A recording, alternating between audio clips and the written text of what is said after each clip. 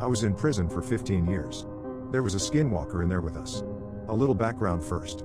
I was serving a 15-year sentence in a penitentiary in southern Arizona. What I was in there for isn't important.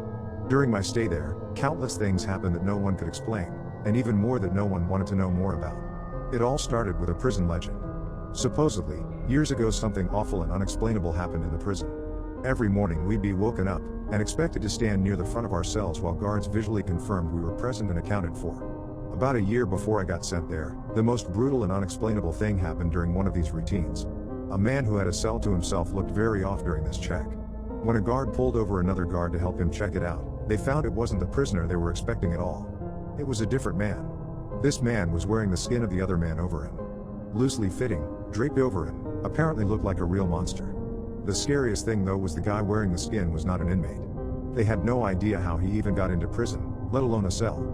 What's worse is that they couldn't even figure out who the hell he was. He wasn't documented anywhere. And what's worse than that? They never even found the body of the man with the skin he was wearing. Pretty grisly stuff, I know. And I realize that's not the go-to definition of a skinwalker, but that's what the prison called him. The skinwalker. Didn't help that the guy never talked apparently. Anyway, that's what started the whole skinwalker superstition around the yard. The guy got shipped to a different spot about a month after it happened, and just about everyone in Gen Pop felt all the better for it. I heard about the story on the second day of my stay. Hell of a story to hear to place in your home for the foreseeable future. Now onto the real poop though. Sure, that guy was the skinwalker, but all he did, in the long run, was get an old lifer Navajo inmate to tell everyone about actual skinwalkers. It seemed like a lot of the prison culture revolved around them. Now, skinwalkers are tricky to point out on the spot, but if you manage to survive around one for more than a minute or two, almost everyone can tell the mannerisms are all off. They can mimic human speech but not replicate it. They twitch manically. They have an unnatural gait while walking. But they got better with experience. The old Navajo guy, his name was Carl, said that he was sure there was an actual one among the prisoners. Slowly picking us off over the years. He called it the Grandmaster Skinwalker at one point. He thought it had human mannerisms down so well that you might not even be able to tell if it was your cellmate for a day or two. It had to be good, he posited one night. He would expect a skinwalker to jump at any opportunity for an unalive. But this one realized it had a revolving door of people to unalive coming to it, and masterfully bided its time, as Carl thought, for years. A lot of guys found humor in it. A lot more was really on edge about it. Every once in a while in prison, people snap. Sometimes you'll find your cellmate swinging in front of your bunk, strung up around the neck by his pant leg. Sometimes you just can't take it anymore. But in our yard, people tended to snap in a very special way. It wouldn't be an outburst at dinner or a silent self-mutilation in the night. Guys would just stop talking, hunch over and shuffle around. Any friendships they had would be mostly out the window. They would turn into a loner during rec time. They would let their hair hang in front of their face. No one liked to talk about it. Like if they did, it would happen to them next. I felt the same way. I didn't know if it was a skinwalker, or just people going crazy. But I didn't want to find out.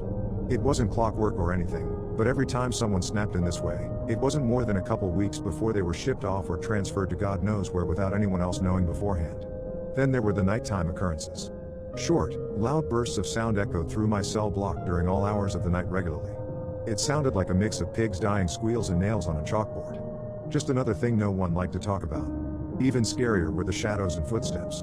The block was dimly illuminated in the night by a few lights hanging from the ceiling outside the cells. I saw shadows flit across my walls on regular occasions when there were no guards near my cell. One time near the end of my sentence, I woke up, looked at my back wall, and found a perfect silhouette of a person standing there, but when I looked, my bunkmate was asleep, and no one was outside my cell. And the footsteps. Everyone hated the effing footsteps. They were the scariest part. In the night, sometimes, more rarely than the shadows, you would hear ungodly fast footsteps. They sounded like wet feet slapping on the tile floor. Whatever caused them would fly from one end of the block to the other in a dead sprint. Whatever it was inhumanely fast. If you happened to be awake before it started, by the time you heard the footsteps on one side of your cell and whipped your head around to see the thing run by, it sounded like it was 3 cells past you. Everyone hated the footsteps. I agreed. I thought they were the worst. I was released from that place about a month ago, and I have more stories than I can count. I swear it was nearly my turn. About a week before I was discharged, my cellmate, and a good friend of mine snapped. In the same kind of way. I didn't sleep for an entire week. Well, I did sleep of course, but never for more than a few minutes at a time. Never turned my back on the guy. The scariest thing? I woke up one night to him somehow snaking his body through the bars of our cell. For reference, I couldn't get anything past my shoulder through them. The worst part though, he was coming back into our cell. On the day of my release, I didn't say a word to him. Just left. He seemed fine with it, and so was I. I had made it through 15 years of prison fights, gang disputes, and for all I know, skinwalker abductions.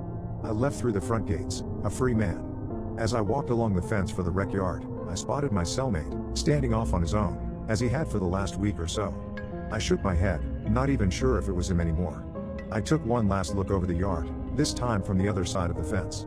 I wish I hadn't. There, standing off on his own, on the other side of the yard, was Carl. Slouched over, eyeing the other inmates, and twitching manically.